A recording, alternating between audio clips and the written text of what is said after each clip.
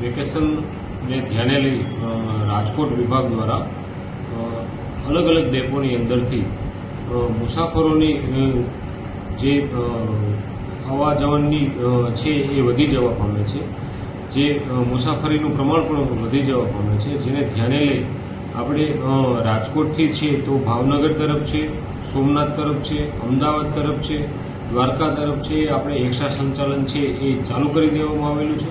તેમજ જસદણથી દ્વારકા તરફ છે, સુરેન્દ્રનગરથી બોટાદ તરફ છે, પાલનપુર તરફ છે, મોરબીથી અમદાવાદ તરફ છે, કચ્છ તરફ છે. આ તમામ જગ્યાએ આપણે એક્સ્ટ્રા સંચાલન છે એ શરૂ કરી દેવામાં આવેલું છે અને જ્યાં સુધી વેકેશન ચાલુ રહેશે તે દરમિયાન આ તમામ રૂટો ઉપર છે એ આપણે એક્સ્ટ્રા સંચાલન છે એ ચાલુ રાખીશું. 35 થી 40 બસો છે એ એક્સ્ટ્રાના ધોરણે છે એ સંચાલન છે એ વધારાનું સંચાલન છે એ આપણે કાર્યરત કરી દીધું.